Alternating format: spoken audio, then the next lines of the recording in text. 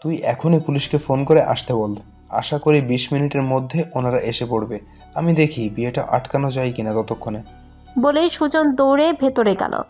এই বিয়ে এক্ষুনি থামান। সুজনের কথায় ঘরের মাঝে সবাই চমকে তার দিকে তাকালো। কাজী সাহেব কেবলই বরকনের নাম ধাম বলতে শুরু করেছিল। সুজনের কথায় সেও কিছুটা থমকালো। চাচা বিরক্তির কণ্ঠে বলল। সুজন কোনো উত্তর দিল না, এগিয়ে গেল বসে থাকা কোণের দিকে। সুজন সেকেন্ডের মাঝে কোণের ঘোমটা দেওয়া মুখশ্রীর ঘোমটা তুলে দিল। কোণের সাজে কান্নারত অশ্রু ভেজা মুখশ্রীতে রমণী ড্যাব ড্যাব করে সুজনের দিকে চাইল। রমণীর চেহারা দেখতেই সুজন আঁতকে উঠল। এই বুঝি তার পায়ের নিচে জমিনে ফাটল ধরবে। সুজনের কল্পনায়ও ছিল না এই মুহূর্তে আশাকে সেই অবস্থায় দেখতে পাবে। সুজনের বুকের মাঝে খানিকটা নড়ে উঠল।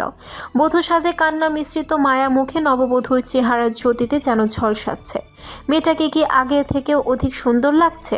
কই, সুজন তো আগে কখনো এভাবে খেয়াল করে দেখেনি, নাকি সে দেখতেই চায়নি?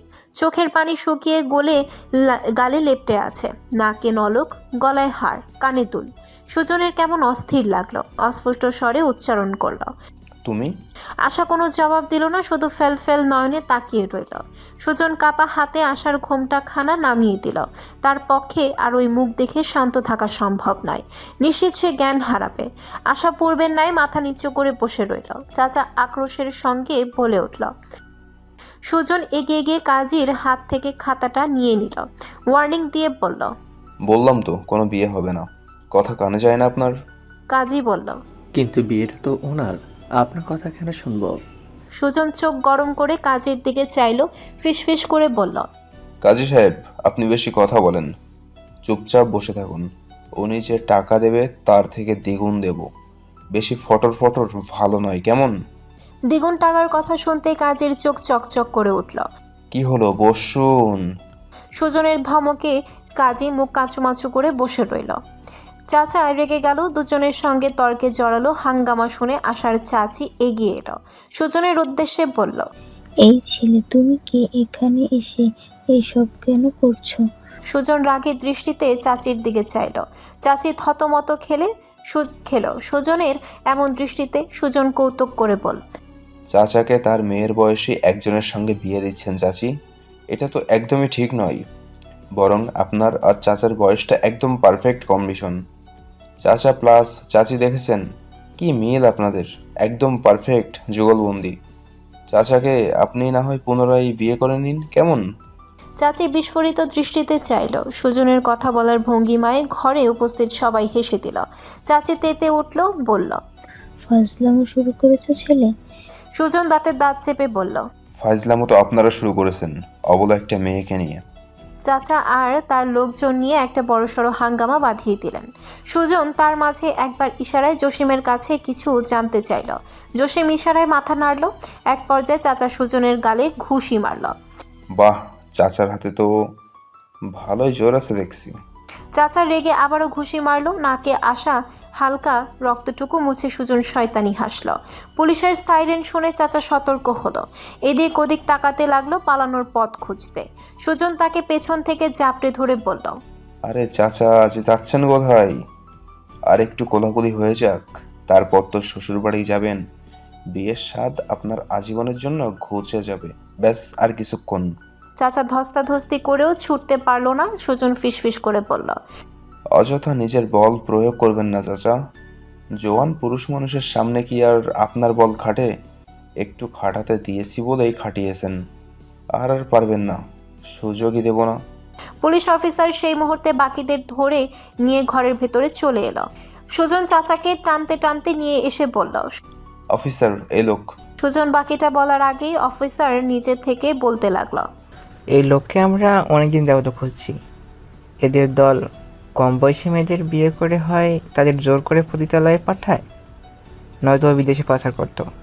আশার বিধ্বস্ত মুখটা কল্পনার হাসতেই সুজন রাগে চাচার হাত আরো শক্ত করে চেপে ধরল। এই মুহূর্তে লোকটাকে সে কয়েক ঘা দিতে পারলে তবে শান্তি পেত। সুজন ধাক্কা মেরে ফেলে দিল লোকটাকে, বলল। রাস্কেলটাকে নিয়ে যান অফিসার।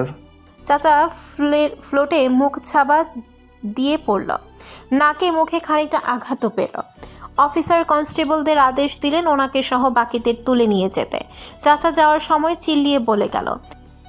অফিসার সুজন আর জসিমের সঙ্গে হ্যান্ডশেক করে বলল, দুঃখিত, আমাদের খানিকটা বিড়ম্বনার জন্য আপনাকে আঘাত পেতে হলো সুজন সাহেব।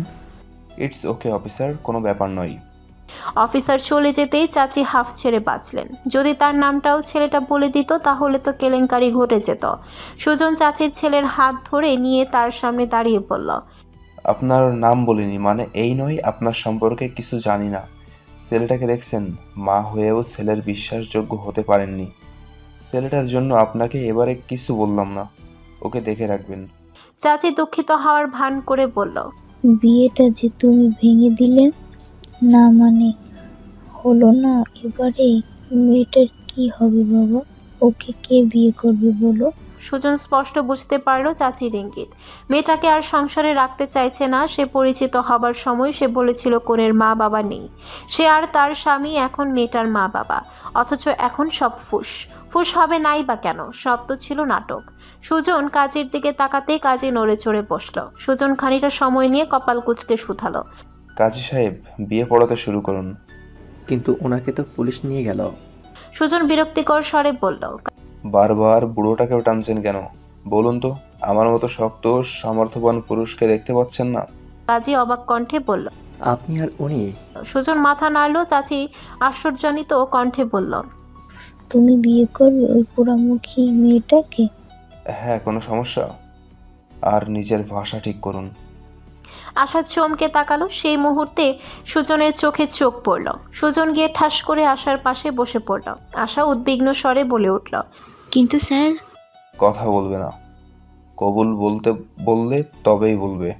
সুজন কাচের দিকে নিজের আইডি কার্ডটা বাড়িয়ে দিতে দিতে বলল, কি কাজী সাহেব, এদিকে কি শুনছেন? বিয়ে পড়ান দ্রুত, নতুন বউ নিয়ে বাড়ি যাওয়ার তাড়া আছে। বোঝেনি তো, নিশ্চয়ই আপনার বাড়িতে বউ অপেক্ষা করছে।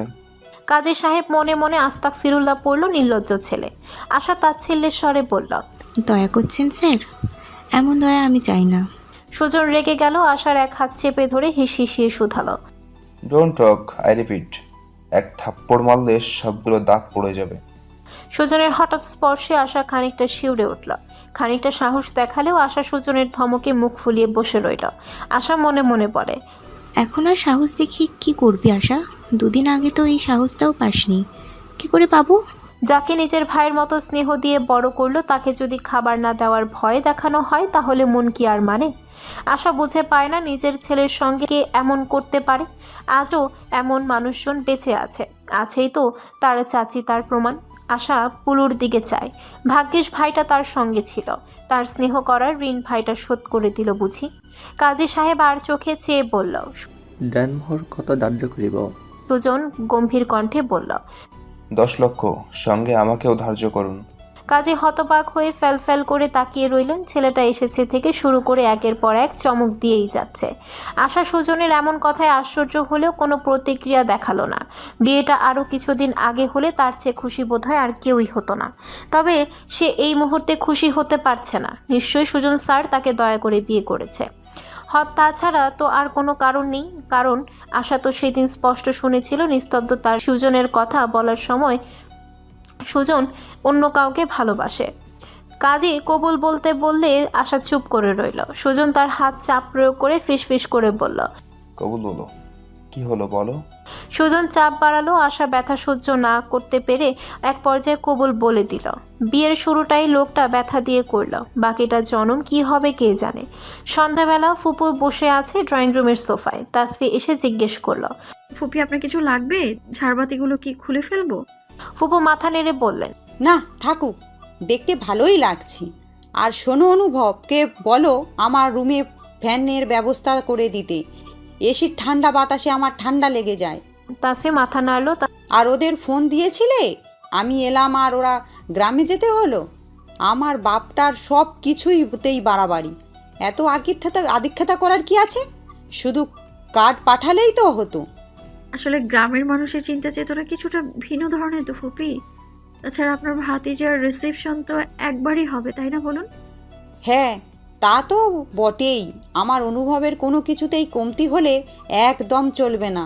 ওদের বলো কাজ শেষ করে দ্রুত আসতে। তাসফি মাথা নাড়ল। মেজো বউ এখন বাপের বাড়ি কেন গিয়েছে? এক্ষুনি কল করো। আমায় ধরিয়ে দাও দেখি। মেয়েটা বড্ড বেত্তমিজ, বড়দের সম্মান করতেই জানে না। সেদিন আমার সঙ্গে ভিডিও কলে কথা বলার সময় একটা সালাম পর্যন্ত দিল না। অভদ্র মেয়ে মানুষ। তাসফি হাই ছাড়তে ছাড়তে ফুপুর অহেতুক কথার সঙ্গে তাল মেলাতে লাগলো। ইচ্ছে হচ্ছে তার মহিলার চুলগুলো ধরে টেনে দেয়। এত কথা বলার কি দরকার ভাই, একটু চুপ কর না। এই মহিলা তার পাখির বাসার থেকেও বেশি কথা বলে। উফ, অসহ্য। তাসফি কি যেন নিতে রুমে এসেছিস, এতটুকুর মাঝেই ভুলে বসেছে। হঠাৎ কি হলো তার? খানিকক্ষণ আগে সব জায়গায় তন্ন তন্ন করে তার রান্না করা তরকারিগুলো খুঁজলো, পেল না। অথচ তার কেবল মনে পড়লো সেগুলো তো সে ঝটপট ফ্রিজে ঢুকিয়ে রেখেছিল। মনটার যে হঠাৎ কি হলো। নিস্তব্ধ ল্যাপটপের রেস্টুরেন্টের হিসাবগুলো দেখছিল আর চোখে তাসফিকে পরখ করছিল। তাসফি আবারও দ্রুত বেরিয়ে যেতে নিতে নিস্তব্ধ ঝটপট উঠে এসে তাসফিকে হাতে টেনে ধরল, দরজা চাপিয়ে দিল। তাসফির কোমর আঁকড়ে ধরে শুধালো, কি ব্যাপার বলো তো? ফুপি আসার পর দেখছি সারাক্ষণ ফুপির সঙ্গে লেগে থাকছ। এ অবলা মানবকে তো পাত্তাই দিচ্ছ না। তারও তো একটু পাত্তা পাওয়া উচিত। রাতে ঠিকঠাক ছুতে পারলাম না এখন। তাসফি মোচড়ামুচড়ি করে বলল, ছাড়ুন, নিচে কাজ আছে আমার। নিস্তব্ধ তাকে আরো খানিকটা চেপে ধরে বলল, কিসের এত কাজ তোমার? বউয়ের সব কাজ থাকবে শুধু তার স্বামীর খেদমতে। বাইরে কিসের কাজ শুনে? কচু, তবে খাবার পেটে যাবে কেমন করে শুনি? নিস্তব্ধ বোকা হেসে মাথা চুলকালো। বউ বলুন। বাকিটুকু বলার আগেই তাসফি তাকে ধাক্কা দিয়ে বেরিয়ে গেল। শুভ লোক। যা বাবা, অসভ্যের কি হলো? বলতে চাইছিলাম আজ রাতের খাবার মেনু কি? তাসফি যেতে যেতে ভেঙচি কাটলো। নিস্তব্ধ কটমট করে চেয়ে বলল, রুমে আসো। তোমার ভেঙচির মধ্যে 13টা যদি না বানিয়েছে। নিস্তব্ধর হিসাব নিকাশের কাজ করতে করতে সময় গড়ালো অনেকটা। তার ফোন বেজে উঠল। নিস্তব্ধ রিসিভ করে এয়ারপড কানে গুজল। বলো। চাচার দোকানে আয় এক্ষুনি। নিস্তব্ধ ভ্রু কুচকে বলল, হোয়াট হ্যাপেন্ড? আসতে বলেছি, আয় না ভাই, এত প্রশ্ন করিস না তো। নিস্তব্ধ কপাল কুচকে ল্যাপটপ বন্ধ করলো। আসছে। জীবনে তোর এক ফোঁটা শান্তিই দিল না। সুজন দাঁত কেলিয়ে বলল, নিচে আসি অশান্তিতে, তোরা আর শান্তি করে কি করবি বল? একজন বলির পাঠা হওয়ার থেকে সবাই একসঙ্গে বনবাসে চলে যাই। হ্যাঁ সেই আসছে, রাগ। আশা উদাসীন ভঙ্গিতে বসে আছে সুজনের রুমে। সুজন রুমে নেই, কোথাও গিয়েছে হয়তো। এই তো খানিকক্ষণ আগে এলো তারা। প্রথমবার সে নিচে থেকে এসেছিল আর আজ দ্বিতীয়বার তাকে আনা হলো। কে জানতো ভবিষ্যতে তার জন্য এই দিনটি অপেক্ষা করেছিল। প্রথম দিন যে নিজের রুম থেকে তাকে বের করে দিয়েছিল, আজ আবার সেই সযত্নে তাকে রুমে রেখে গেল। সময় কখন কাকে কোথায় নিয়ে দাঁড় করায় কে জানে। কিছুক্ষণ আগের ঘটনা। সুজন আশাকে নিয়ে তাদের সদর দরজার সামনে এসে দাঁড়ালো। কয়েকবার কলিং বেল বাজতে দরজা খুলে দিল। রাহেলা বেগম দরজা খুলে ফ্যাল ফ্যাল করে তাকিয়ে রইল সুজন আর তার পাশে দাঁড়ানো বউ সাজে আশার দিকে। কি হলো মা, দরজা ধরে দাঁড়িয়ে থাকবে? তোমার জন্য বৌমা নিয়ে এসেছি। বউ চাই বলে তো পাগল করে দিচ্ছিলে। নাও, বউ এনে দিলাম, এবারে বরণ করে ঘরে তোলো। রাহেলা বেগম অতি আনন্দে চিৎকার করে স্বামীকে ডাকলেন, ওগো শুনছো? দেখে যাও তোমার ছেলের কাণ্ড। ছেলে আমার গেল বিয়ে খেতে, শেষে সেই বিয়ে করে এলো, সঙ্গে নাক মুখো ফাটিয়ে এসেছে। ওগো কে কোথায় আছিস? একটু ধান দুব্বা নিয়ে আয়। রুমু কই রে? আশাকে যে তিনি আনন্দে কতবার চুমু খেলেন কপালে, চোখে মুখে তার হিসেব নেই। আশার চোখ ছলছল করে উঠল। বাবা মা মারা যাওয়ার পর কবে এতটা আদর পেয়েছে সে কারো মনেই নেই। আশা ফুপিয়ে কেঁদেই দিল। রাহেলা বেগম অস্থির হয়ে উঠল। ও মা, কি হলো? কাঁদছো কেন? কোথাও ব্যথা পেলে নাকি? এই আশা। আশা তাকে শক্ত করে জড়িয়ে ধরল। রাহেলা বেগম তার মাথায় হাত বুলালো। আশা ভেজা কণ্ঠে বলল, তোমাকে মা বলে ডাকি? ও মা, শোনো বোকা মেয়ের কথা। মাকে মা বলে ডাকবে না তো কি বলে ডাকবে? আশা আবেগে আপ্লুত হলো। মা। রাহেলা গমগম আশার মাথায় হাত বুলাতে লাগলেন পরম যত্নে। সুজন বলে উঠল, তোমরা থাকো, আমি আসছি একটু। রাহেলা বেগম আশাকে বুকে রেখেই বলল, সে কি কথা? দেখছিস না মেয়েটা কাঁদছে, একটু সান্ত্বনা দিবি তা না। যা মেয়েটাকে তো রুমে নিয়ে যা, ফ্রেশ হতে দে। সুজন গমগমে কণ্ঠে বলল, তুমি নিয়ে যাও। সে কি কথা? তোর বউকে তোর রুমে তুই নিয়ে যাবি, আমি কেন নিয়ে যাব? আশ্চর্য। সুজন দীর্ঘশ্বাস ফেলে বলল, ঠিক আছে, আসো। এভাবে বললে হয় নাকি? মেয়েটাকে কেমন অসুস্থ দেখাচ্ছে দেখ। সিঁড়ি বেয়ে উঠতে পারবে নাকি? কোলে করে নিয়ে যা। সুজন হতবাক হয়ে মায়ের দিকে চাইল। মা, তোমার মাথা ঠিক আছে তো? রাহেলা বেগম ভাবলেশীন কণ্ঠে বলল, তো না থাকার কি আছে? এই রুমু, চল চল, আমরা ওই দিকটাই যাই। রান্না বান্নার ঝামেলা আছে। আয় আয়। রাহেলা বেগম যেতে যেতেই পিছু ঘুরে বলল। কি ব্যাপার, দাঁড়িয়ে আছিস কেন? যা।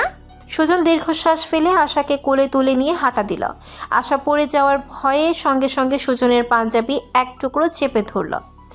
পিছন থেকে রাহেলা বেগম হাসলেন। যাক, ছেলে তার জব্দ হয়েছে বেশ। সুজন বিড়বিড় করে বলল, আমার কোলে ওঠার তোমার ভারী শখ, তাই না? আশা নাক টেনে বিরক্তিকর স্বরে বলল, আমি কি আপনাকে বলেছি নাকি কোলে তুলতে? এই একদম ভেঙচি দেবে না, ঠোঁট ভেঙে দেবো। নরম জিনিস ভাঙা যায় না, কাটতে হয়। হ্যাঁ, সেই সময় হলে সেটাই করব। দেব না, পাবেন না। চ্যালেঞ্জ করছো তুমি এই সুজনকে? আশা জবাব দিল না। রুমে এসে সুজন তাকে নামিয়ে দিয়ে বলল, আমি একটু বাইরে যাচ্ছি, আসতে লেট হতে পারে মা। খাবার দিলে খেয়ে ঘুমিয়ে যেও। সুজন বেরিয়ে যেতেই আশার মনে হলো অজান্তেই সুজন তাকে কৈফত দিল।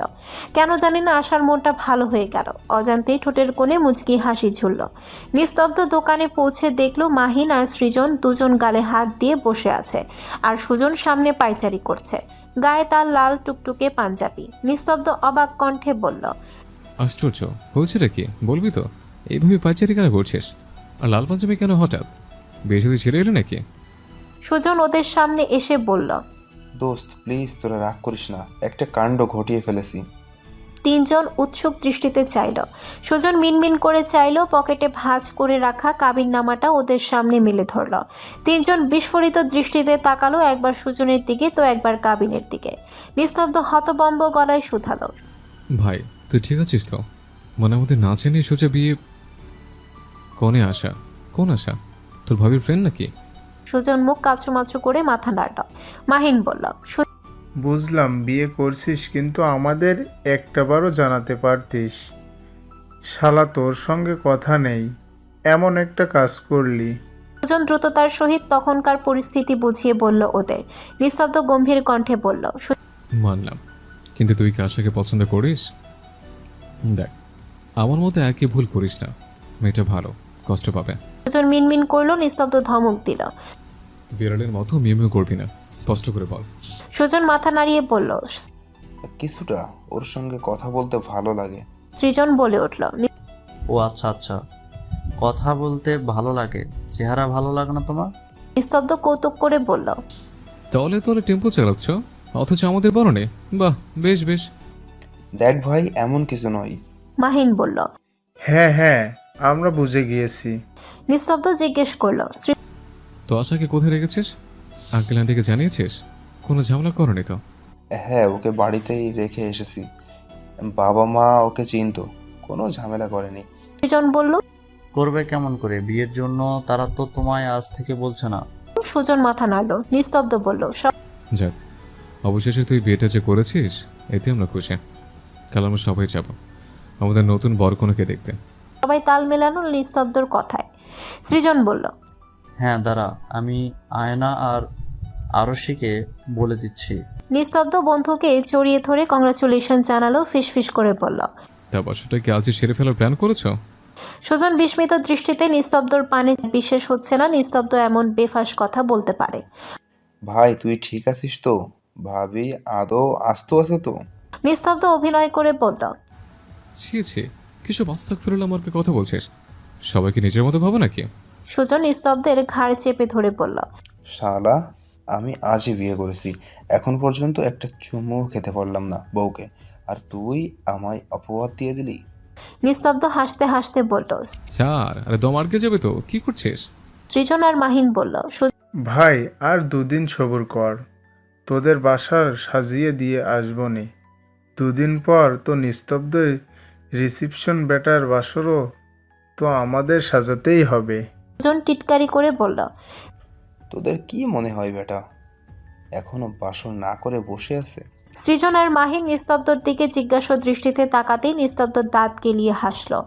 দেখেছিস বন্ধু, আমাদের আর বিবাহিত সিঙ্গেল নেই। ওদের খুনসুটিতে দোকানদার চাচা মুচকি মুচকি হাসে। সুজন বলল, একটা হেল্প লাগবে ভাই। কি হেল্প বল। মানে আমি এখন কি করব বুঝতে পারছি না। হুট করে বিয়েটা করে ফেললাম, কিন্তু নিস্তব্ধ গম্ভীর কণ্ঠে বলল, দেখ সুজন, বিয়েটা কোনো ছেলে খেলা নয়। আমি যে ভুলটা করেছি সেটা কখনো করিস না, পরে পস্তাবি। যাই করিস মেয়েটাকে কোনোভাবেই আর কষ্ট দিস না। যা শুনলাম মেয়েটা ছোট থেকে অভাগী, আর তুই নতুন করে তার হৃদয়ে দাগ কাটিস না। আর যাই করিস ভেবেচিন্তে করিস। সুজন মাথা নাড়ল। নিস্তব্ধ বাসায় গিয়ে তাসফিকে খবরটা দিল না। আশাকে নিয়ে মেয়েটাও ভারী চিন্তায় ছিল। সে ভাবলো কাল একেবারে সারপ্রাইজ দেওয়া যাবে। সুজন নিজ রুমে ঢুকে দেখলো তার নববিবাহিতা বধূ শাড়ি না পাল্টে এভাবেই শুয়ে পড়েছে। শাড়ি তার খানিকটা এলোমেলো। সুজন গুটি গুটি পায়ে বিছানার দিকে এগিয়ে গেল। কাল রাতেও সুজন মেয়েটাকে নিয়ে চিন্তিত ছিল, অথচ দেখো একদিনের মাথায় মেয়েটা তার ঘরে এসে উপস্থিত। নিয়তে কখন কাকে কিভাবে সব মিলিয়ে দেবে তা তো একমাত্র উপরওয়ালাই জানে। সুজন কি কখনো ভেবেছিল আশাকে সে এই মুহূর্তে বিয়ে করবে? সে তো কল্পনাও করেনি। সুজন আশার নিষ্পাপ মুখাবয়বের দিকে তাকালো। হাত বাড়িয়ে সুজন লাইট অফ করে দিয়ে ড্রিম লাইট জ্বালালো। কমলা আলোয় নববধূর মুখটা বড্ড মায়াবী লাগছে। সুজন নিজের অজান্তেই এগিয়ে গেল ওই মুখশ্রীর পানে। প্রথম পবিত্র চুম্বন এঁকে দিল অর্ধাঙ্গিনীর ললাটে। কেমন ঘোর কাজ করছে তার। সুজন দ্রুত উঠে ওয়াশরুমের দিকে পা বাড়ালো। সুজন ওয়াশরুমে ঢুকে যেতেই আশার চোখ মেলে তাকালো। সে ঘুমায়নি। সারাদিন এত ঝড় ঝাপটা যাওয়ার পর কারই বা ঘুম আসে? তখন দরজা খোলার শব্দ পেয়ে আশা ঘুমের ভান ধরেছিল। কাজটা সে খুব ভালো করতে পারে, কিন্তু সুজন এমন একটা কাজ করে বসবে তার কল্পনাও ছিল না। স্বামীর নিকট হতে প্রথম আদরটা সে এভাবে পাবে কোনোদিন ভাবেইনি। ইস, যদি সে সত্যি সত্যি ঘুমিয়ে পড়তো, তবে তো এই দারুণ অনুভূতিটা সে মিস করে যেত। আশার মনের মাঝে কেমন রঙিন প্রজাপতির দল পাখা মেলে উঠছে। তারা নতুন ভাবনার স্বপ্ন বুনছে। তবে কি সুজন স্যার বিয়েটা মন থেকে করেছে? নিস্তব্ধ ঘুম থেকে উঠে তাসফিকে দেখতে পেল না। আর মোড়া ভেঙে সে উঠে বসলো। উদম গায়ে পাশে রাখা টি শার্ট জড়ালো। ফ্রেশ হয়ে এসে হঠাৎ বালিশের পাশে চোখ যেতেই নিস্তব্ধ ভ্রু কুচকে তাকালো। সে জিনিসটা হাতে নিল। হলুদ খামে নীল চিরকুট। কোথা থেকে আসলো এটা? তাসফি রেখেছে কি? অবাক চোখে চেয়ে নিস্তব্ধ ভাঁজ খুলে পড়তে শুরু করলো। প্রিয় ডক্টর সাহেব, মনে আছে সেদিন ফার্ম হাউসে আমায় প্রশ্ন করেছিলেন কেন এত জ্বালাতন করছি আপনাকে? নিশ্চয় মনে আছে। আজ তার উত্তর দেব। বিয়ের প্রথম থেকে মানি না করে আমার কানের পোকা নাড়িয়ে দিয়েছেন। সব সময় আমার হেও করে কথা বলেছেন, টিটকারি মেরেছেন। চাইতেও বাবার মৃত্যুর পরে আপনি আমার পাশে এসে বসেননি। কিসের এত জড়তা ছিল আপনার এত কিছুর বদৌলতে একটু তো জ্বালাতন করাই যায়। তবে আপনি বেশ দায়িত্ববান। মুখে হেও করলেও স্ত্রীর ভরণ পোষণের দায়িত্ব ঠিকভাবেই পালন করেছেন। আপনি হয়তো ভাবছেন আপনি আমায় নিজের জালে বন্দিনী করে ফেলেছেন, হাতের মুঠোয় কবজা করে ফেলেছেন। আহা, আসলে ব্যাপারটা এখানে পুরোটাই উল্টো ঘটেছে। তবে আপনি ভীষণ বুদ্ধিমান। ব্যাপারটা উল্টো করলে কি হয় আপনি নিশ্চয়ই বুঝে গেছেন। বুঝে থাকলে বলুন ঠিক কিনা। আপনি আমায় কবজায় আসেননি। আমি আপনাকে এই মুহূর্তে যা করতে বলবো আপনি কি তা করবেন না? আমি যা বলবো তা কি শুনবেন না? বিয়ের পরদিন সকালে যখন আমার অর্ধনগ্ন দেখেছিলেন, আপনি তো সেই দিনই ওই তাসফির মায়ায় পড়েছিলেন। সেটা তো আপনার চাহনিই বলে দিয়েছিল। কিন্তু আপনি তো তা মুখে স্বীকার করবেন না। বুক ফাটবে, তবু মুখ ফাটবে না আপনার। আপার কাছে গিয়ে শুধু শুধু কতগুলো ঢপ মারলেন। আপনার কথা শুনে আমি সত্যি আশ্চর্য হয়ে গিয়েছিলাম। ইচ্ছে হচ্ছিল আপনার মুখে সুপার গ্লু মেরে বন্ধ করে দিই। অসহ্য লোক একটা। এরপর আমায় ঘর থেকে বের করে দিলেন। কেন দিয়েছিলেন সেটাও আমি বুঝেছিলাম পরে।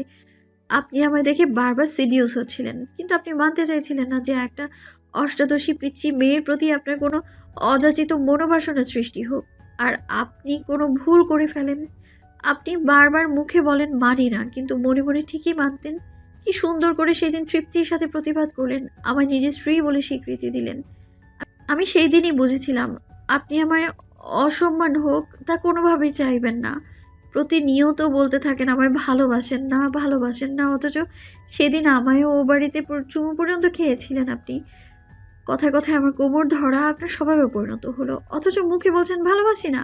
এক নম্বরে অশুভ লোক আপনি। আমার তো ইচ্ছে হতো মাঝে মাঝে জানেন আপনার চুলগুলো টেনে ছেড়ে দিই একদম। আপনার ওই মুখ আমি চিরজীবনের জন্য আঠা দিয়ে বন্ধ করে দিই, যেন পরবর্তীতে কোনোদিনও কথা বলতে না পারেন। পরে ভাবলাম না থাক, তাতে তো আমারই লস। পর মুহূর্তে আপনি আমায় ভালোবাসার কথাটা বললেন কেমন করে। সবসময় মাথা উঁচু করে থাকেন, মনে হয় আমার সামনে মাথা নিচু করলে আপনার জাত চলে যাবে। বাবার মৃত্যুর পর মনে হলো না, এভাবে তো চলতে পারে না। এভাবে চলতে থাকলে আপনি তো আপনার মনের কথা কোনোদিনও স্বীকার করবেন না। শুধু শুধু আমায় অস্থিরতা নিয়ে থাকতে হবে, কি মুশকিল বলুন তো। এই আপনার জন্য, শুধুমাত্র এই আপনার জন্য আজ আমার এত এত দুশ্চিন্তা। সারা জীবন মুখে ওই একই বলি আওড়াবেন। ভাবলাম যাক, কাটা দিয়ে কাটা তোলা যাবে এবার না হয়। আমাকে আপনার মাধ্যমে হিসেবে কাজে লাগাতে হবে। ব্যাস, আপনাকে বলে দিলাম ডিভোর্সের কথা। আমি শিওর ছিলাম আপনি আমায় কখনোই ডিভোর্স দিবেন না। কি করে দেবে? যে লোক প্রতি রাতে আমার গ্রাণ ব্যতীত ঘুমোতে পারে না, আমার ওড়নাখানা আঁকড়ে ধরে রাখে, সে কি করে আমায় ডিভোর্স দেবে? আপনি যখন আমায় ডিভোর্স দেয়া নিয়ে চোটপাট শুরু করলেন, তখন আমি মুচকি হাসি। কি যে মজা লাগছিল আমার তখন, কি করে বোঝাবো আমি আপনাকে। গেমটা খুবই সুন্দর ছিল, তাই না? আপনাকে অতিষ্ঠ করতে ভালোই লাগছিল আমার। এতদিন আমায় জ্বালাতন করেছেন, এবার দেখুন কেমন লাগে। আপনাকে ডিভোর্স দেয়া আমার কোনো ইচ্ছেই ছিল না। তাছাড়া আমি তো জানতাম আপনি ডিভোর্স না দিলে আমার পক্ষে তো কখনোই সম্ভব নয় ডিভোর্স দেওয়া। আপনাকে আমি কেন ডিভোর্স দিব? যাকে ভালোবাসি তাকে ছেড়ে কেন যাব আমি? আমি তো শুধু চেয়েছিলাম আপনি আমায় অনুভব করুন, আমার শূন্যতাকে অনুভব করুন, আমায় আঁকড়ে ধরে রাখুন আপনি জোর করে। মাঝে মাঝে আপনার উপর ভীষণ রাগ হতো, এরপর আপনাকে ইগনোর করা শুরু করলাম। আমি চাইছিলাম আপনি নিজ থেকে কোনো একটা অ্যাকশন নিন, নিজের হক নিজেই বুঝে নিন, নিজের আমানতকে নিজে সংরক্ষণ করে নিন। আমি কেন এত দিক সামলাতে যাব বলুন তো? ব্যাস, নিশানা কাজে লেগে গেল। নিস্তব্ধ তার নিস্তব্ধতা পেরিয়ে আমার কাছে এলো, আমায় হৃদয়ে উজাড় করা ভালোবাসা দিল। কিন্তু তখনও আপনি আমায় ভালোবাসার কথাটা বলেননি। আপনার নত স্বীকার আমার ভালো লাগলেও আমি যে ভালোবাসি কথাটা আপনার মুখ থেকেই শোনার জন্য দীর্ঘ প্রতীক্ষায় ছিলাম। কিন্তু ভালোবাসি বলেই যে শুধু ভালোবাসা বোঝাতে হবে এমন তো কোনো কথা নেই। কিন্তু আমি যখন আপনার চিরকুটখানা পেলাম, বিশ্বাস করুন, জীবনের প্রথম আমার এতটা আনন্দ হয়েছিল, ইচ্ছে হচ্ছিল আপনাকে গিয়ে জাপটে জড়িয়ে ধরি। কিন্তু আপনি তো বহুত শিয়ানা, ইচ্ছে করে আমায় জ্বালাতন করেছিলেন, লুকোচুরি খেলে, সঙ্গে আনন্দও নিচ্ছিলেন। বাই দ্য ওয়ে, আপনার বন্ধুরা কিন্তু ভীষণ ভালো। আপনাকে নিয়ে তারা অনেক চিন্তা করে। আপনার মনের কথা বুঝতে পেরেই বোধহয় তারা আমার কাছে এসেছিল আপনাকে ডিভোর্স না দেওয়ার আর্জি নিয়ে। আমিও সেদিন ওনাদেরকে আমার প্ল্যান বলেছিলাম। আমি কিন্তু ওরাদের বলিনি কথাগুলো আপনাকে বলতে নিষেধ করতে, কিন্তু আফসোস ওরা নিজেরাও আপনাকে বলেনি। বিয়ের দিন যখন আমাকে মানি না বলেছিলেন, তখনই প্রতিজ্ঞা করেছিলাম যে একদিন আমার নাম ছাড়া অন্য মেয়ের নাম মুখে নিতেও আপনার দিতে হবে। আমি কি তা পেরেছি ডক্টর সাহেব? আপনাকে কি নিজের কবজায় করতে ব্যর্থ হয়েছি আমি?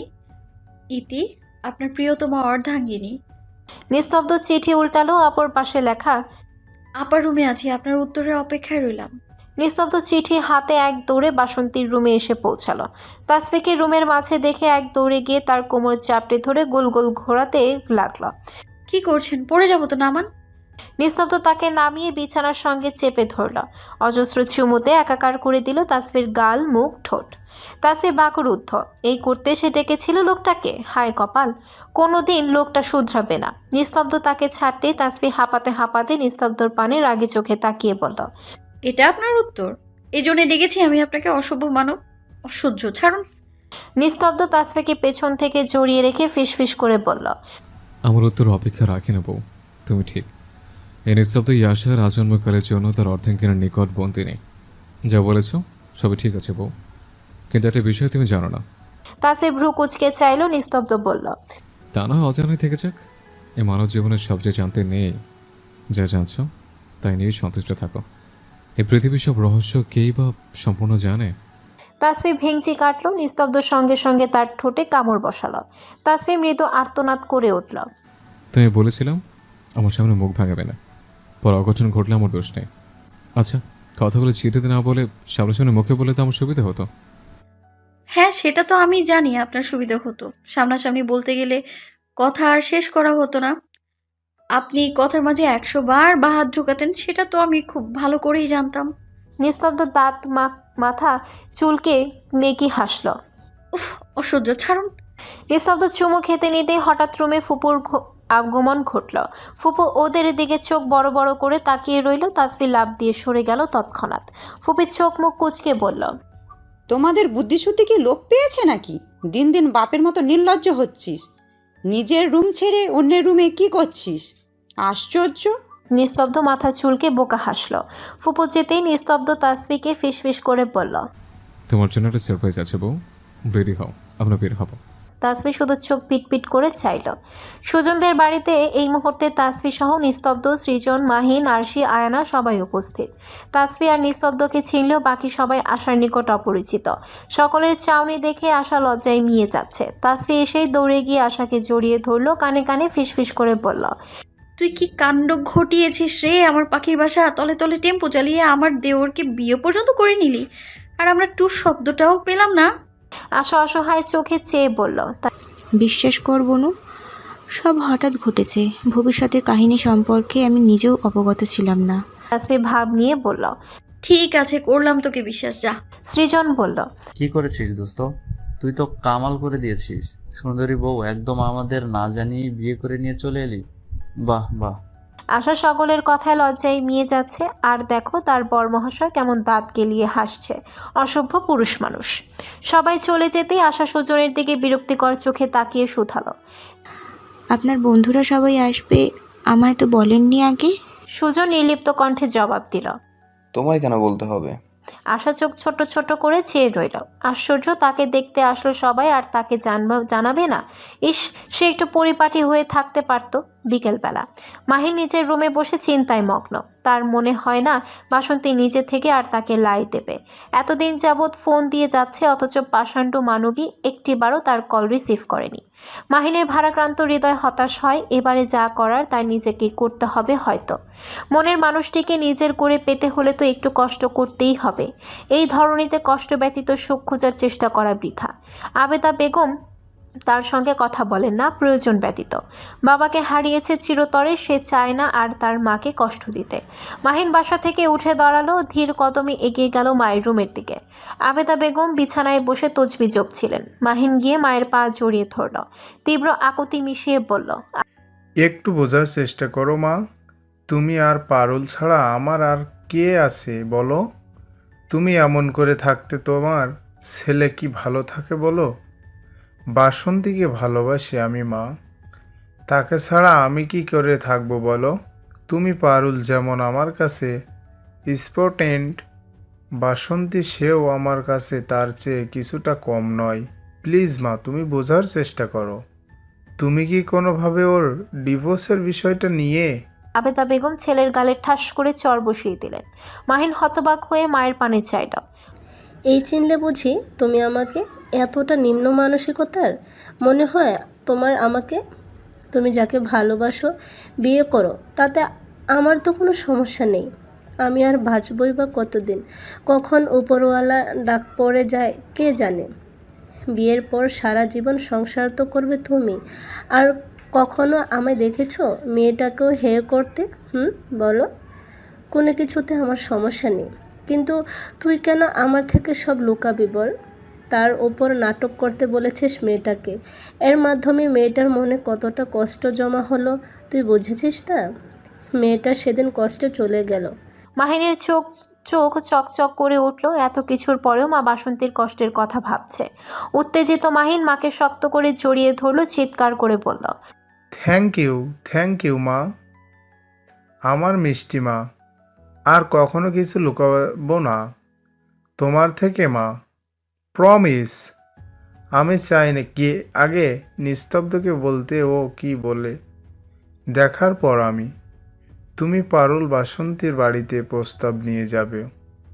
আমার বিশ্বাস কেউ আপত্তি করবে না। তুমি যাবে তো মা? মা ছেলের এতদিনের অভিমানের দীর্ঘ পাল্লায় ভাটা পড়ল। আবেদা বেগম পরম আবেশে ছেলের মাথায় হাত বুলায়। ভদ্র মহিলার ছেলের কথায় চিত্ত চঞ্চল। যাব বাবা, অবশ্যই যাব। আমার ছেলে পছন্দ করলে দরকার হয় স্বর্গ থেকে অপ্সরীয় নিয়ে আসবো। পারুল ঘরে ঢুকে অভিমানী কণ্ঠে বলল, মা ছেলে তোমরা আমে দুধে মিশে গেলে আর এতদিন আমি বেচারা তোমাদের জন্য খেটে গেলাম, আমার আদর কোথায় শুনি?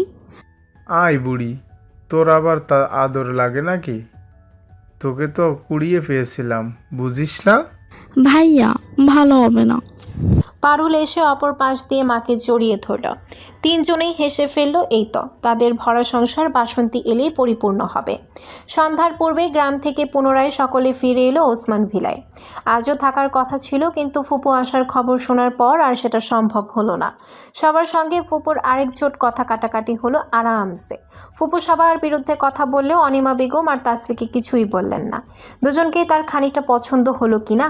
ফুপুর কথার বিপরীতে বাপ, ভাই আর ভাতিজা শুধু অসহায় মুখে করিয়ে চেয়ে থেকেছে। আর কি বা করার।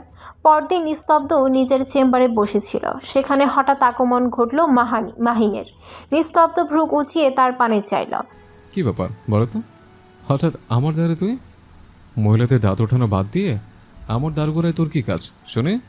মাহিন মাথা নিচু মাথা চুলকে বোকা হেসে বলল, কিছু না, ওই আর কি। এই যে তোর জন্য একটা চিঠি এনেছিলাম, বুঝলি? নিস্তব্ধ বিস্ময় নিয়ে শুধালো, আশ্চর্য, আমাকে তোর প্রেমিকা লাগে যদি আমার চিঠিপত্র দিচ্ছিস? মাথা ঠিক আছে? শোন না ভাই, রাগ করছিস কেন? আমি চলে গেলে খুলে পড়িস কেমন? আমি যাই, হ্যাঁ, আমি যাওয়ার পরে মনোযোগ দিয়ে পড়িস। উত্তর বা সিদ্ধান্ত যেটাই হোক সেটা আমার মতো চিঠি লিখেও জানাতে পারিস, আবার মেসেজও করতে পারিস, কেমন? আমি কিছু মনে করব না। আসছি। নিস্তব্ধ অবাক চোখে মাহিনের যাওয়ার পানে চেয়ে রইল। প্রিয় নিস্তব্ধতা। নিস্তব্ধ ভ্রু কুচকে মাহিনের চিঠিখানার দিকে তাকিয়ে আছে। প্রথম সম্বোধনটুকু পড়ে নিস্তব্ধর মেজাজ বিগড়ে গেল। আশ্চর্য, তার জেন্ডার নিয়ে প্রশ্ন তুলেছে অসভ্য ছেলে। নামের সঙ্গে তা কেন যুক্ত করতে হবে? তাটুকু নিস্তব্ধ পাশে থাকা কলম দিয়ে খুটখুট করে কেটে দিল। হ্যাঁ, এবারে ঠিক আছে। এরপর পড়তে শুরু করল। প্রিয় নিস্তব্ধতা, রাগ করিস না ভাই। এরপর যা বলবো তাতেও রাগ করিস না। তোর রাগটা বাড়তেই নামের বিকৃতিটা করেছি।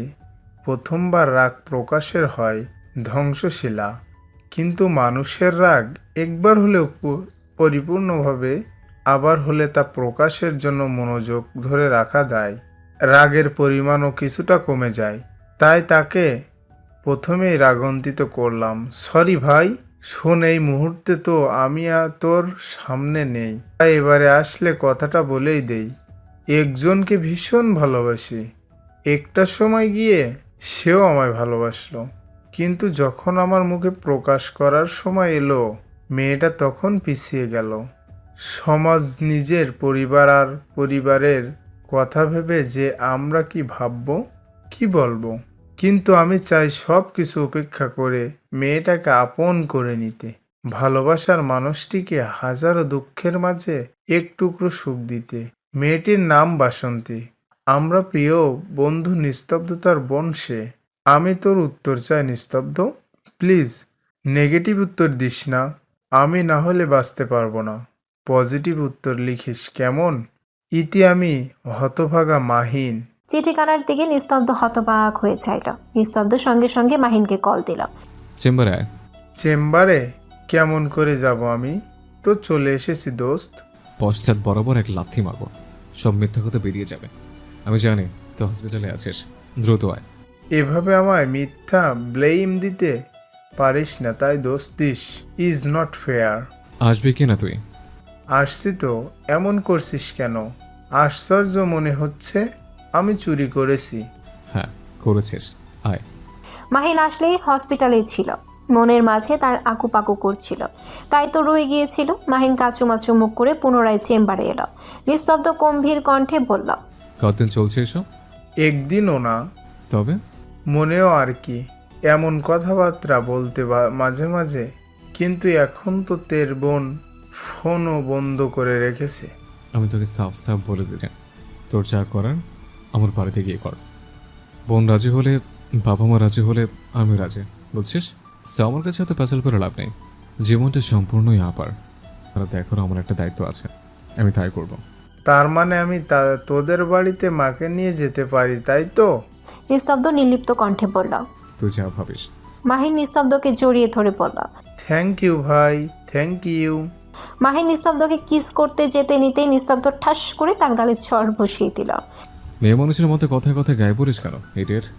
মাহিন মুখে হাত দিয়ে চোখ পিটপিট করে বলল, মেয়ে মানুষের মতো ন, বউ যখন জড়িয়ে ধরে তখন তো ঠিকই সুযোগ সদ্ব্যবহার করো শালা।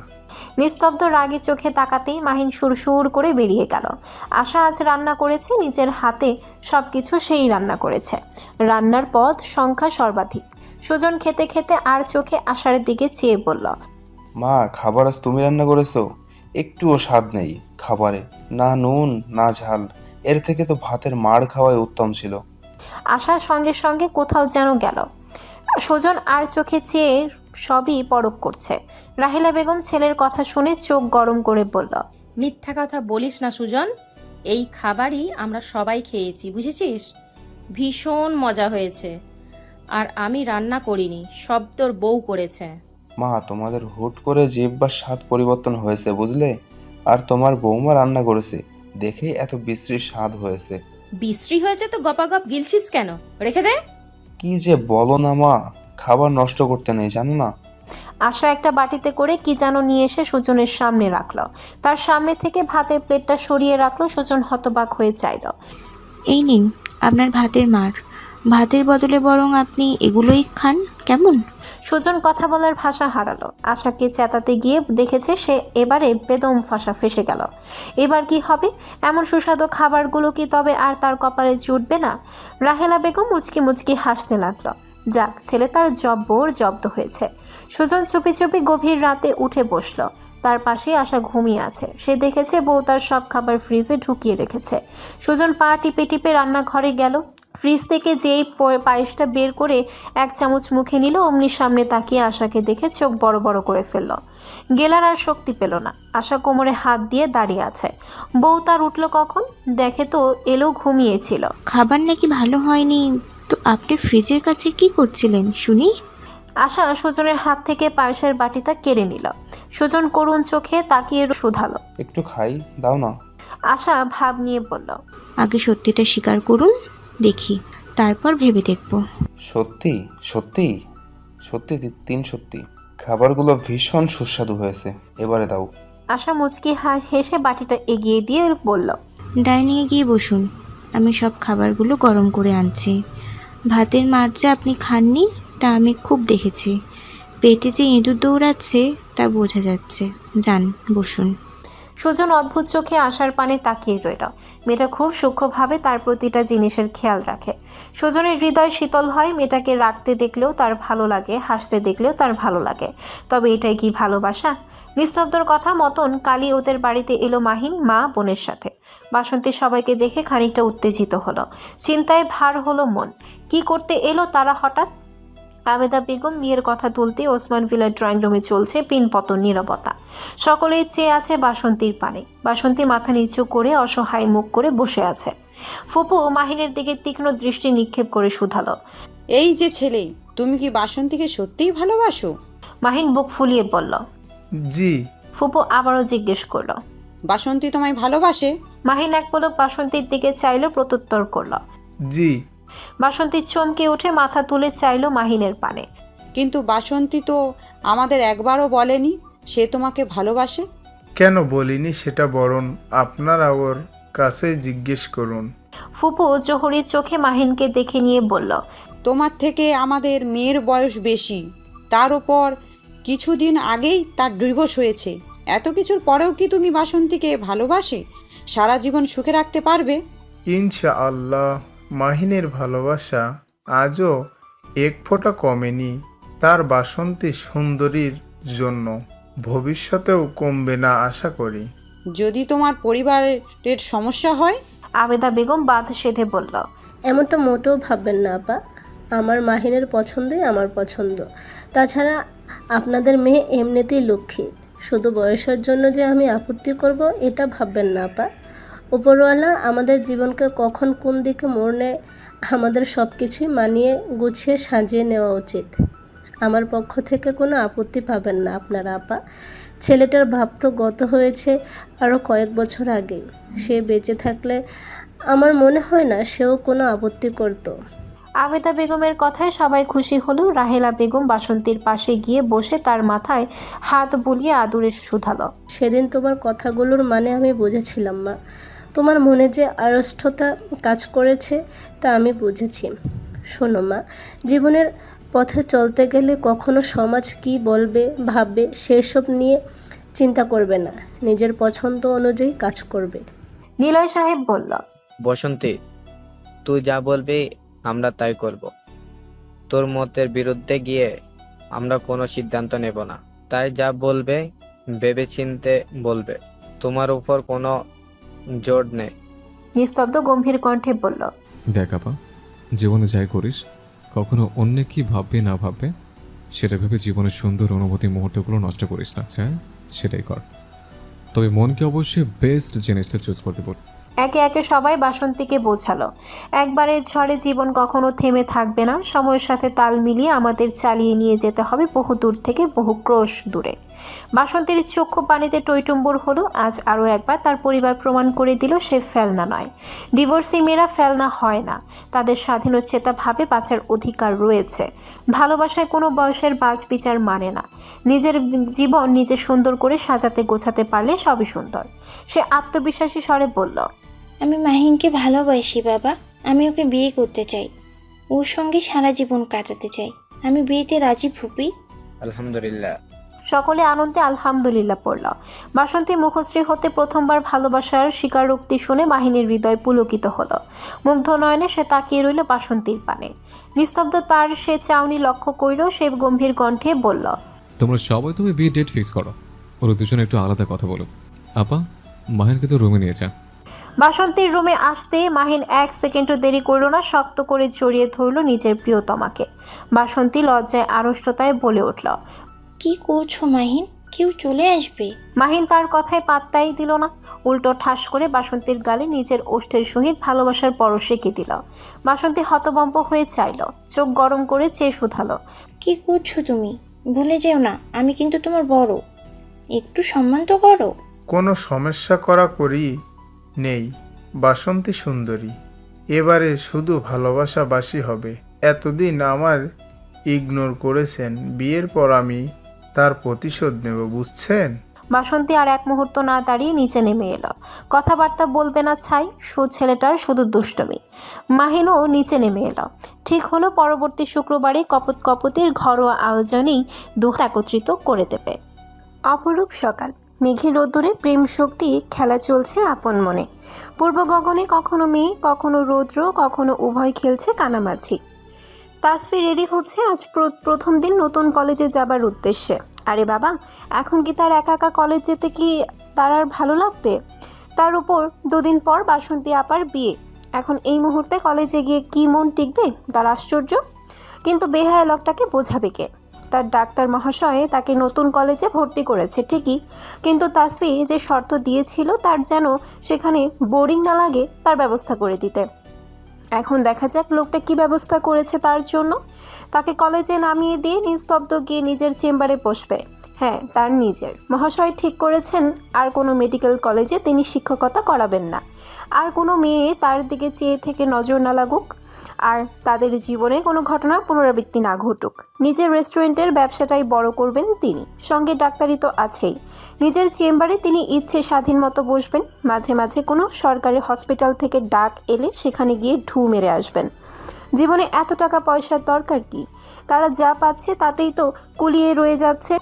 তাসফি গাড়িতে বসে নিস্তব্ধকে এই নিয়ে বোধহয় শতবার একই কথা জিজ্ঞেস করেই যাচ্ছে, অথচ লোকটা কোনো উত্তরই দিচ্ছে না। কি হলো বলুন না একটু, কি ব্যবস্থা করেছেন সেখানে আমার জন্য?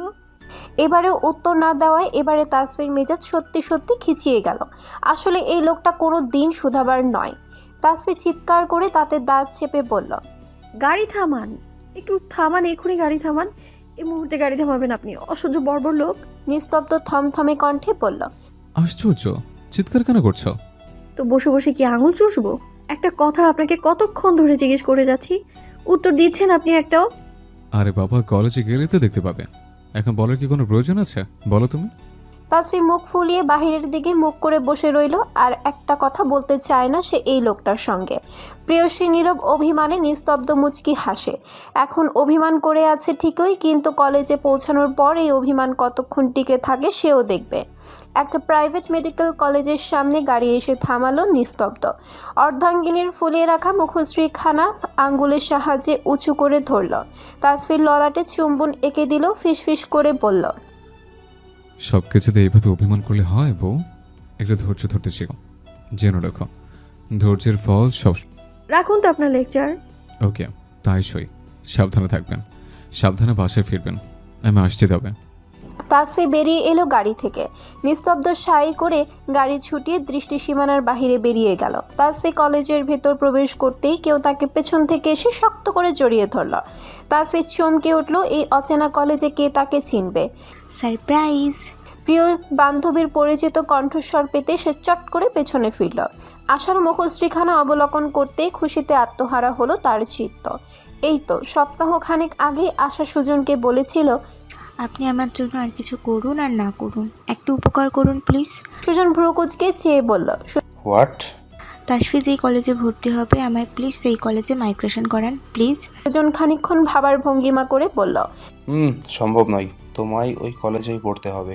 তাসফি নেই তাতে কি সমস্যা তোমার? বাকি দুই বন্ধু তো রয়েছেই, লাগলে আরো বন্ধু বান্ধব পাতিয়ে নেবে। আশা রেগে গিয়ে বলল, আপনি একটা অসহ্য লোক। আমার রান্না করা খাবার চুরি করে খেতে পারেন, অথচ একটা সাহায্য করতে পারেন না। আশ্চর্য লোক। সুজন আশার রুম ছেড়ে যাওয়ার পানে চোখ ছোট ছোট করে চেয়ে রইল। বাহ, মেয়েটার বিয়ের পর দেমাগ দেখা যাচ্ছে আরো খানিকটা বেড়েছে। এর কারণটা কি? বেশ ইন্টারেস্টিং চ্যাপ্টার। হ্যাঁ, বিয়ের আগে ছিল বউ না থাকার প্যারা, এখন এক্সট্রা যুক্ত হলো বউ থাকার প্যারা। জীবনটাই শুধু প্যারাময় তোর সুজন। লোকটা এই কথা বললেও কয়েকদিন পর দেখা গেল সে একদিন ব্যালকনিতে বসে বসে আচার খাচ্ছিল। রাহেলা বেগম তার জন্য বয়ম ভরে আচার বানিয়ে রেখেছে যেন মেয়েটা খায় ভালো করে। হঠাৎ এসে সেখানে আগমন ঘটল তার বর মহাশয়ের। সে এসেই আশার হাতে একটা আইডি কার্ড ধরিয়ে দিল। আইডি কার্ড তাসফির বর্তমান কলেজের নাম দেখে খুশিতে তার মন আত্মহারা হলো। কিছু বলতে নেবে হঠাৎ নিজ গালে ঠোঁটের স্পর্শ পেল। পরপর তার গালে অর্ধেক বেরিয়ে থাকা আমের আটিখানা নাই হয়ে গেল। লোকটা তার ঠোঁটের সাহায্যে চট করে তার মুখে পুরে নিয়েছে। আশার কানে কানে ফিসফিস করে বলল, সো সুইটেস্ট বউ। সঙ্গে সঙ্গে সে স্থান ত্যাগ করেছে। ঘটনার আকস্মিকতায় সে রিয়াকশন দিতেই ভুলে গেছে। কি থেকে কি হলো তার বোধগম্য হতেই খানিকটা সময় লেগে গেল। আশা চোখ পিটপিট করে চেয়ে মাথা ঝাড়া দিল। কি আজব আশ্চর্য, তার হ্যালুসিয়েশন হচ্ছে না তো? আশার থেকে এই কাহিনী শুনে তাসফি খিলখিল করে হাসতে লাগলো। আশার আগে চোখে তাক গিয়ে শুধালো, কি ভাই তুই আমার দুঃখে হাসিস? তাসফি হাসি থামিয়ে ফিসফিস করে বলল, তো তোর কথা শুনে আর কিছু করার আছে বুঝি? তোর বর মহাশয় তোকে চুমু খেলো আর তুই দুঃখ পাচ্ছিস? দূর, চুমু খেয়েছে তাতে কেন দুঃখ পাবো? অসভ্য লোকরা তো বাসর রাতেই লুকিয়ে লুকিয়ে চুমু খেয়েছিল, কিন্তু সে তো সেদিন আমার প্রিয় আমের আটিখানা নিয়ে গেল, তাই তো দুঃখ পাচ্ছি। ইস, কত শখ করে গালে নিয়েছিলাম। আশার কথা শুনে তাসফি হতভম্ব হয়ে চেয়ে রইল। সিরিয়াসলি ভাই, তোর মাথাটা তো ঠিকঠাক আছে তো? আশার দাঁত কেলিয়ে হেসে বলল, তা একটু নষ্ট হয়েছে বটে। ঘরে থাকা অসভ্য সুদর্শন লোকটার প্রেমে এই আশার হৃদয় দুঃখে মরিয়া হয়ে আছে। তাসফি এবারে সিরিয়াস হয়ে বলল, আমার কি মনে হয় জানিস, সুজন ভাই তোকে পছন্দ করে, হয়তো ভালোবাসে, কিন্তু মুখ ফুটে বলতে পারে না। কি করে বলবে? প্রেস্টিজ থাকবে না তো? তাসফি দুষ্টু হেসে বলল, এরা দুই বন্ধু একই কোয়ালিটির, তুই চাইলে আমার টেকনিক ফলো করতে পারিস। কোনো দরকার নেই বাপ আমার। তারপর আমার আমও যাবে, ছালাও যাবে। দেখা গেল লোকটা আমার সত্যি সত্যি ডিভোর্স দিয়ে দিল, তারপর আমার কি উপায় হবে? লোকটার উপর আমার একদম বিশ্বাস নেই। কথাখানা বলে দুজনেই হাসল। আজ বাসন্তী আর মাহিনের বিয়ে সম্পূর্ণ হবে ঘরোয়াভাবে। সকাল থেকে ওসমান ভিলার ব্যস্ত সকলে। যেহেতু ঘরোয়াভাবে সব হবে তাই আয়োজন তেমন বড় নয়। নিস্তব্ধর বন্ধুরা এসেছে সকলে। বাসন্তী মাহিনকে বিদায় দিয়ে তারাও বাড়ি জমাবে যার যার আস্তানায়। সকাল থেকে সবাই কাজে ধুম ব্যস্ত। এরই মাঝে দুটো কুরিয়ার এলো, একটা তাসফির নামে, অপরটা নিস্তব্ধর নামে। তাসফিও তা কোনো রকমের রিসিভ করে রেখে এলো রুমে। এত ঝুট ঝামেলার আবার কুরিয়ারের জিনিস খুলে দেখার সময় কোথায়? অদ্ভুতভাবে কে পাঠিয়েছে তার নাম ঠিকানাও কিচ্ছু লেখা নেই। সারাদিন পেরোলেও বক্স দুটো পড়ে রইল নিস্তব্ধ রুমের এক কোনায়। অপরদিকে একই বাক্সগুলো রাহেলা বেগমও রিসিভ করলেন। একটার উপরে সুজনের নাম লেখা, অপরটি আশার। ফোন করে সুজনকে বলতেই সে বলল, রুমে রেখে এসো মা, রাতে ফিরে দেখবো কে পাঠালো। নাম ধাম কিছু লেখা নেই মা? রাহেলা বেগম চিন্তিত কণ্ঠে বলল, না তো। আচ্ছা রেখে দাও, এসে দেখবো মা। একটু বক্সগুলো সৃজন, মাহিন, আরশি, আয়ানার কাছেও পৌঁছে গেল। এই কি আশ্চর্য ব্যাপার স্যাপার! এই নামবিহীন বক্সগুলো হঠাৎ করে পাঠাচ্ছে কে? বাসন্তীকে সাজানোর সময় তাসফি ফিসফিস করে বলল, আপা তোমায় না ভীষণ সুন্দর লাগছে। মাহিন ভাইয়া তোমায় বাসর ঘরে না দেখে আবার পাগল টাগল না হয়ে যায়, পরে আবার আমাদের পাগলা গারদে ভর্তি না করতে হয়। উফ। বাসন্তী লজ্জা পেল। দেখ কি যে বলিস না তুই, একটা মাইক দিব। সে তুমি আমায় মার দিতেই পারো, অবশ্য সত্যি বলে সবাই লজ্জা পায়। আপা কিছু ট্রিপস নিবে শিখে দিয়ে। বাসন্তী বিস্মিত চোখে চাইলো তাসফির মাথায় চাটি মেরে বলল, ভীষণ দুষ্টু হয়েছ তাই না? বলবো আমার ভাইকে? তাসফি ভাব নিয়ে বলল, বলো কে নিষেধ করেছে? তোমার ভাইকে আমি ভয় পাই নাকি? নিস্তব্ধ তাসফির পেছনে হাত গুজে দাঁড়িয়ে আছে। বাসন্তী ফিসফিস করে বলল, ও আচ্ছা তাই নাকি? তবে পেছনে একটু তাকা। তাসফি ভাব নিয়ে পেছনে তাকাতেই নিস্তব্ধকে দেখে আতকে উঠল। আমতা করে বলল, কখন এলেন আপনি? নিস্তব্ধ চাউনি বুঝিয়ে দিচ্ছে, একবার তোমায় হাতে পাই মজা বুঝাবো। রুমের সবাই ওদের কাণ্ড দেখে হেসে কুটি কুটি হচ্ছে। আয়ানা আর আরশি এগিয়ে এসে বাসন্তীর কাঁধে হাত রেখে বলল, আমাদের মাহিন ভীষণ ভাগ্যবান জানো তো, যে সে তোমার মতো একটা লক্ষ্মীমন্ত বউ পাচ্ছে। বাসন্তী লজ্জা পাচ্ছে ক্ষণে ক্ষণে। ইস, এত লজ্জা মাহিন তার জন্য হাজির করিয়ে রেখেছিল। খুব কি দরকার ছিল তার? মন বলে দরকার ছিল তো, তাই জন্যই তো মানুষটাকে তুই পাচ্ছিস নিজের করে। অবশেষে কাবিন নামায় সাইন করে 3 কবুলের মাধ্যমে কপতির বিবাহ সম্পূর্ণ হলো। সঙ্গে মাহিনের এত বছরে ভালোবাসা পূর্ণতা পেল। বাসন্তী পেল নতুন জীবন, নতুন করে বেঁচে থাকার উদ্যম। শেষ ভালো যার, সব ভালো তার। বিয়ের পর্ব শেষ হতেই সকলে মেতে উঠল মিষ্টি মুখের তাড়নায়। কোথাও কেউ আনন্দে মেতে ওঠে, তো কোথাও কেউ ঘরে বসে চুপটি করে নিজের বিষাদগুলো ছেড়ে দেয় মুক্ত বাতাসে। এই তো মানব জীবনের নিয়ম। গগনে আজ মিলেছে তারার মেলা। বাসন্তী সেজে আছে নববধূ। বধূ সাজে সে বসে আছে মাহিনের রুমে। তার জীবনে এত ঝড় তুফানের পরেও যে এত সুখকর একটি রাত্রি তার জন্য অপেক্ষা করছিল কে জানতো? সবই নিয়তি, শুধু প্রয়োজন একটুখানি চেষ্টা এবং ধৈর্য। পারুল তাকে রুমে বসিয়ে দিয়ে ফিসফিস করে তার কানে কানে বলে গেল, ভাবি বেস্ট অফ লাক। পিচ্চি মেয়েটাও তাকে লজ্জা দিতে পিছুপা হচ্ছে না। মাহির রুমে ঢুকে দরজা লাগালো, এগিয়ে গেল বিছানায় বসে থাকা তার নববধূর নিকট। ঘোমটা তুলে সে বাসন্তীর লজ্জা মিশ্রিত মুখের পানে অনেকটা সময় চেয়ে রইল। এই রমণীকে সে যতবার দেখে ততবার নেশা ধরে তার চোখে। মাহিন দীর্ঘ চুম্বন করলো প্রেয়সীর ললাটে। বাসন্তী আবেশে চোখ বুঝিয়ে নিল। বাসন্তীর নিকট আজ দ্বিতীয়বারের মতো বাসর হলেও অনুভূতি সম্পূর্ণ নতুন। মাহিন সাজাবে তার বধূকে নতুন করে, নিজের আলোয় সিক্ত করে। পুরাতনের কোনো ছাপ সে থাকতে দেবে না বাসন্তীর জীবনে। সব হবে রঙিন, নতুনত্বে ভরপুর। মাহিন বাসন্তীকে বুকে চেপে শক্ত করে জড়িয়ে ধরে ফিসফিস করে বলে, আমার প্রথম ভালোবাসা আপনি বাসন্তী। আজীবন ভালোবেসে যেতে চাই। শত বিরহের পরেও আপনাকে যে নতুন করে পেয়েছি তার জন্য সৃষ্টিকর্তার নিকট হাজারো শুকরিয়া। পছন্দের ভালো লাগার জিনিস যতই পূর্ণ হোক না কেন, পছন্দের ভালো লাগা তো কখনোই পূর্ণ হয় না। জিনিস যতই পূর্ণ হোক, পছন্দ তো পছন্দই সয়। এভাবেই হয়তো কপতের মিলন রাত্রিতে শুরু হবে তাদের পরবর্তী নতুন দিবাকরের সূচনা। বাসন্তী মাহিনের বিদায়ের পরে সকলেই যার যার বাড়িতে পাড়ি জমিয়েছে। কয়েকদিন পরে তাদের আবার উপস্থিত থাকতে হবে ওসমান ভিলায়, কারণ কয়েকদিন পরে নিস্তব্ধ আর তাসফির রিসিপশন। তাসফি ড্রেসিং টেবিলের সামনে বসে আজকের সাজসজ্জা পরিষ্কারের চেষ্টায় কতটা সফল হবে কে জানে। নিস্তব্ধ খাটে বসে বসে দুষ্টু হেসে বলল, আহা, এগুলো তোমার পুরোপুরি খোলার কি দরকার? বলো তো ওগুলো দিতাম, তোমার তো কষ্ট করে। তাসফি নিস্তব্ধর দিকে চোখ গরম করে চাইল। হ্যাঁ তাই তো, আপনি খুলতে গেলে আমার সারা অঙ্গ আর চুলগুলো একটাও আস্ত থাকবে না। নিস্তব্ধ তির্যক কণ্ঠে বলল, না মানে পরিষ্কার করেও লাভ আছে, অন্তত ওসব ছাই পয়সা আমার পেটে গিয়ে পেট খারাপ তো অন্তত করবেন। তাসফি দাঁতের দাঁত চেপে বলল, আপনি আর একটা কথাও বলবেন না। নিস্তব্ধ উঠে এসে তাসফিকে কোলে তুলে নিল। কি করছেন কি? নিস্তব্ধ ফিসফিস করে শুধালো, চাইছিলাম আজ একটু স্বেচ্ছায় নিজের পেট খারাপ করা। আমি এখন গোসলে যাব। সারাদিনের ঘামে গাটা কেমন ম্যাচ ম্যাচ করছে। ছাড়ুন, নিচে নামান। হুম, তাও তো সম্ভব। আপনার হাজব্যান্ড এই মুহূর্তে মরে আছে, তার কাছে বাধা দেওয়া আপনার জন্য দণ্ডনীয়। গোসল দুপুরে কি প্রয়োজন বলো তো? একেবারে কাজ ছেড়ে ফেলবে, সমস্যা কোথায়? তাসি হতভম্ব হয়ে চাইল, লোকটা দিন দিন বড্ড লাগামহীন হচ্ছে। উফস, ভালোবাসাময় প্রেমিক যুগলগুলো লিপ্ত হলো তাদের প্রেম আদান প্রদানের কার্যে। খুঁজে নিতে ব্যস্ত তারা অমৃত সুখ। অন্ধকার রাত্রি কেটে গগনে ফুটে উঠেছে নতুন ভোর। পরদিন বিকালবেলা নিস্তব্ধ সোফায় বসে ল্যাপটপে হিসাব কষতে ব্যস্ত। তাসফির ছাদ থেকে কাপড় তুলে এনে গোছাতে ব্যস্ত। হঠাৎ তার চোখ গেল গতকাল কুরিয়ার থেকে দিয়ে যাওয়া বক্স দুটোর পানে।